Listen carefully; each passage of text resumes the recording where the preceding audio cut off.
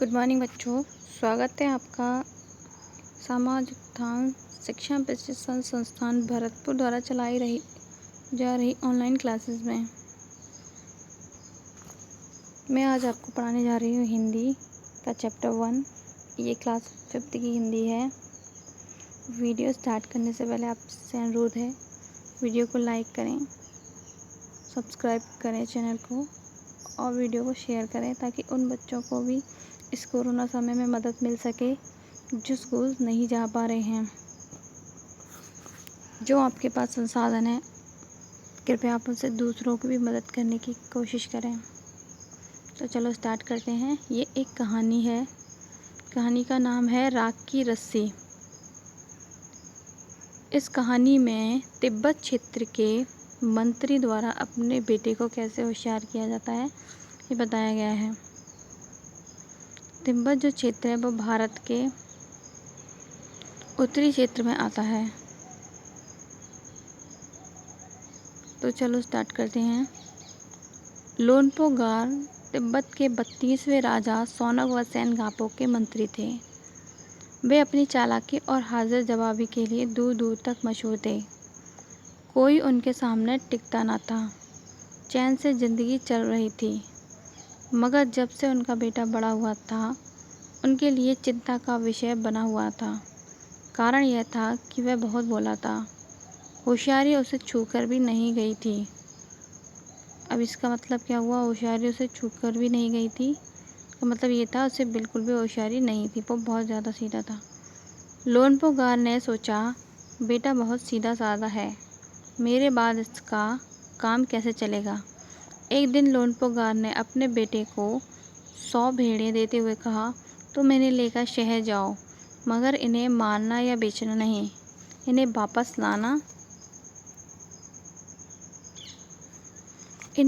लाना 100 जौ के बोरों के साथ, वरना मैं तुम्हें घर में नहीं घुसने दूंगा।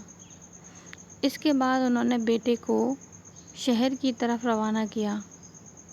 लोनपो गार का बेटा शहर पहुंच गया, मगर इतने बोरे जौ खरीदने के लिए उसके पास रुपए ही कहाँ थे। वह इस समस्या पर सोचने विचारने के लिए सड़क के किनारे बैठ गया, मगर कोई हल उसकी समझ में नहीं आ रहा था।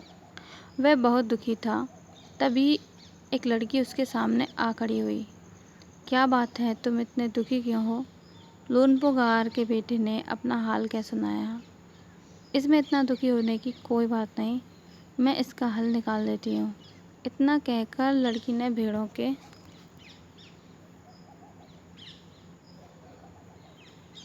बाल उतारे और उन्हें बाजार में बेच दिया। जो रुपए मिले उनसे जौ के 100 बोरे खरीदकर उसे घर वापस भेज दिया। लोनपो गार के बेटे को लगा कि उसके पिता बहुत खुश होंगे, मगर उसकी आप बीती पर उन्होंने ध्यान नहीं दिया।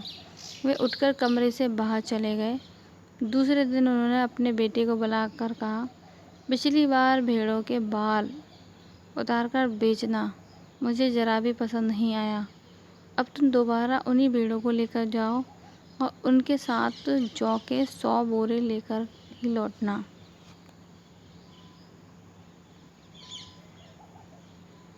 एक बार फिर निराश लोनपो गार का बेटा शहर में उसी जगह जा बैठा। न जाने क्यों उसे यकीन था कि वह लड़की उसकी मदद के लिए ज़रूर आएगी, और हुआ भी कुछ ऐसा ही। वह लड़की आई, उसने अपनी मुश्किल कह सुनाई। अब तो बिना जौ के 100 बोरों के मेरे पिता मुझे घर में नहीं घुसने देंगे। लड़की सोचकर बोली, एक तरीका है। उसने भेड़ों के सींग काट लिए, उन्हें बेचकर जो रुपए मिले उनसे 100 बोरे खरीदे। बोरे लोनपो गार के बेटे को सौंपकर लड़की ने उसे घर भेज दिया। भेड़े और जौ के बोरे पिता के हवाले करते हुए लोनपो गारों का बेटा खुश था। उसने विजयी भाव से सारी कहानी कह सुनाई। सुनकर लोनपो गार बोले, उस लड़की से कहो कि हमें 9 हाथ लंबी राख की रस्सी बनाकर दे। उनके बेटे ने लड़की के पास जाकर पिता का संदेश दोहरा दिया। लड़की ने एक शर्त रखी, मैं रस्सी बना तो दूंगी, मगर तुम्हारे पिता को वह गले में पहननी होगी। लोनपोगार ने सोचा ऐसी रस्सी बनाना ही असंभव है, इसलिए लड़की की शर्त मंजूर कर ली।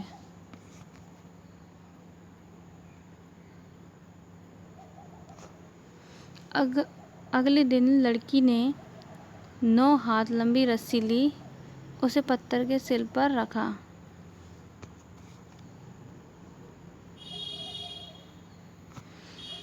और जला दिया। रस्सी जल गई, मगर रस्सी के आकार की राख बच गई। इसे वह सिल समेत लोनपोगारों के पास ले गई और उसे पहनने के लिए कहा।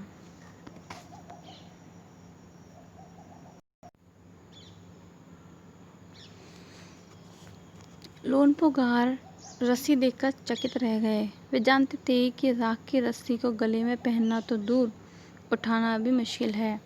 हाथ लगाते ही वह टूट जाएगी। लड़की की समझदारी के सामने उनकी अपनी चालाकी धरी रह गई। बिना वक्त गवाए लोनपोगार ने अपने बेटे की शादी का प्रस्ताव लड़की के सामने रख दिया। धूमधाम से उन दोनों की शादी हो गई। बच्चों, अब तक हमने राख की रस्सी कहानी पढ़ ली। अब इसके कुछ प्रश्नोत्तर हैं, इन्हें हम अगली वीडियो में हल करेंगे। तब तक आप इनको हल करने की कोशिश करें। अगली वीडियो में हम इनके सारे प्रश्नोत्तरों को हल करेंगे।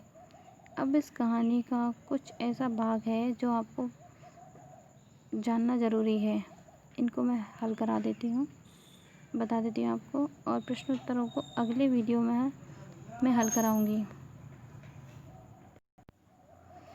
ये उसी पार्ट का कुछ हिस्सा है जिसमें कुछ चीज़ें बताई हैं जो आपको जानना ज़रूरी है। इसमें है कि आप नाम दो। कहानी में लोनपोगार के बेटे और लड़की को कोई नाम नहीं दिया, उसमें इनका कोई नाम नहीं बताया। तो नीचे तिब्बत में बच्चों के नामकरण के बारे में बताया है। यह परिचय पढ़ो और मनपसंद नाम छांटकर बेटे और लड़की को कोई नाम दो। इसमें कुछ नाम दिए हैं, जैसे नाइमा, डाबा, मिगमार,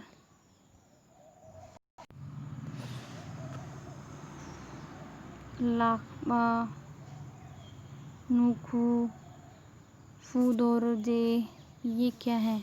कोई खाने की चीज़ या घूमने की जगहों के नाम नहीं हैं, ये तिब्बती बच्चों के नाम हैं। ये सारे नाम तिब्बत में शुभ माने जाते हैं। नाइमा नाम दिया जाता है रविवार को जन्म लेने वाले बच्चों को। मानते हैं कि इससे बच्चे को उस दिन के देवता सूर्य जैसी शक्ति मिलेगी और जब जब उसका नाम पुकारा जाएगा वह शक्ति बढ़ती जाएगी। सोमवार को जन्म लेने वाले बच्चों का नाम डाबा रखा जाता है।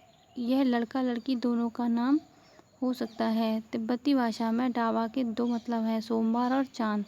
यानी डाबा चांद जैसी रोशनी फैलाएगी और अंधेरा दूर करेगी। तो आप इनमें से कोई भी नाम छांट के उनके लड़के के और लड़की के रख सकते हो।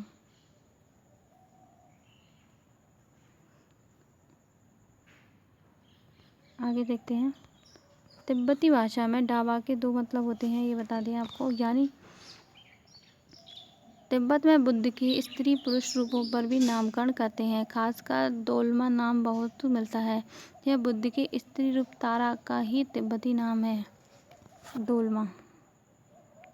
ये भगवान बुद्ध थे, उनके स्त्री रूप का नाम बताया जाता है दोलमा, क्योंकि बौद्ध धर्म को यहाँ पर माना जाता है तिब्बत में। दुनिया की छत। अब जानते हैं तिब्बत की खासियत है क्या। क्या कहते हैं? तिब्बत को दुनिया की छत कहा जाता है। तो क्यों कहा जाता है इसको दुनिया की छत, जानते हैं। किसी भी लोक कथा को समझने के लिए उस इलाके की जलवायु, रहन सहन, खान पान और संस्कृति को समझना उपयोगी होता है। जिस इलाके में वह लोक कथा सुनाई जाती है, राख की रस्सी शीर्षक लोक कथा तिब्बत से संबंधित है, जिसे दुनिया की छत कहा जाता है क्योंकि यह बहुत ऊंचे पठार पर स्थित है।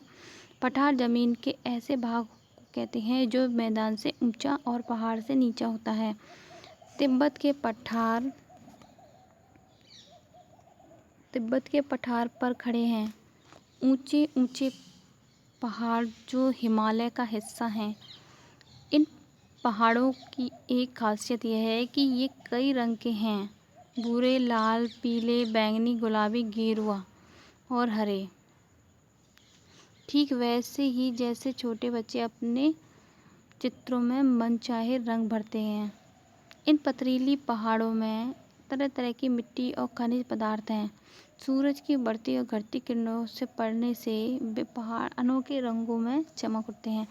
तो ये पहाड़ हैं, यहाँ पर कई प्रकार के कलर से युक्त हैं क्योंकि यहाँ पर बहुत सारे खनिज पाए जाते हैं। अब इसमें कलर बताया है कि कौन कौन से कलर के ये पहाड़ हैं, जैसे भूरे, लाल, पीले, बैंगनी और गुलाबी, गेरुआ। तो ये इस कलर के पहाड़ हैं, जबकि हमने ये पहाड़ नहीं देखे, लेकिन तिब्बत में ऐसे प्रकार के पहाड़ देखने को मिलते हैं। तिब्बत की हवा में नमी बहुत कम है, इस वजह से यहाँ बरसात और बर्फबारी कम होती है। खुश्क मौसम में पेड़ पौधे बहुत नहीं होते हैं।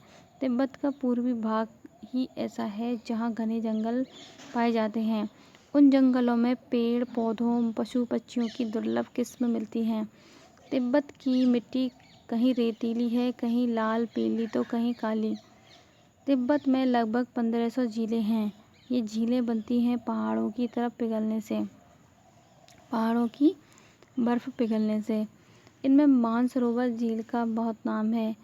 यहीं से सांगपो यानी ब्रह्मपुत्र नदी निकलती है। तो ब्रह्मपुत्र नदी को क्या कहते हैं? सांगपो। काफ़ी ऊंचाई पर बसा होने के कारण तिब्बत बहुत ठंडा प्रदेश है। यहाँ की सर्दी का हाल मत पूछो, ऐसा लगता है जैसे किसी ने फ्रिज में डाल दिया हो। ऊपर से तेज ठंडी।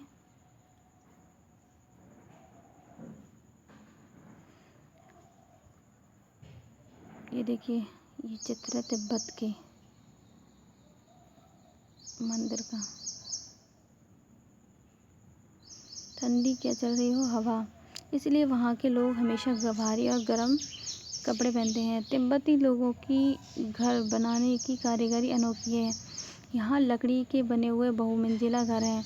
लोग अब पत्थर, मिट्टी और सीमेंट के घर भी बनाने लगे हैं। खिड़कियाँ भी अधिक बनाई जाती हैं ताकि सूर्य की ढेर सारी रोशनी घर के अंदर जा सके। भूकंप से बचाव के लिए दीवारें अंदर की ओर थोड़ा झुकी होती हैं। तिब्बत का सबसे बड़ा शहर है ल्हासा। 3650 मीटर की ऊंचाई पर स्थित होने के कारण यह दुनिया का सबसे ऊंचा शहर माना जाता है। ल्हासा तिब्बत का सबसे ऊंचा शहर है, इसलिए ये दुनिया का भी सबसे ऊंचा शहर है। कपड़ों तथा खाने पीने के लिए यहाँ का बाजार बहुत प्रसिद्ध है।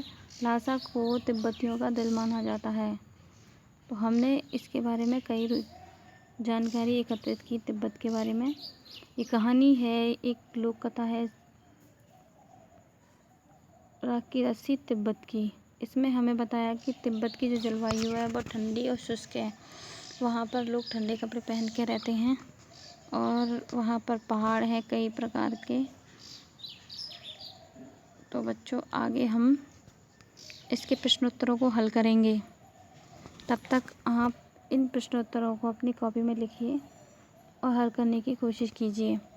नेक्स्ट वीडियो में हम आपको बताएंगे कि इन प्रश्नों को हल कैसे किया जाता है।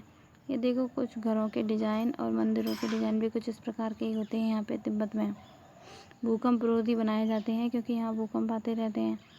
क्यों आते रहते हैं, इसके बारे में भी हम आपको बताएंगे।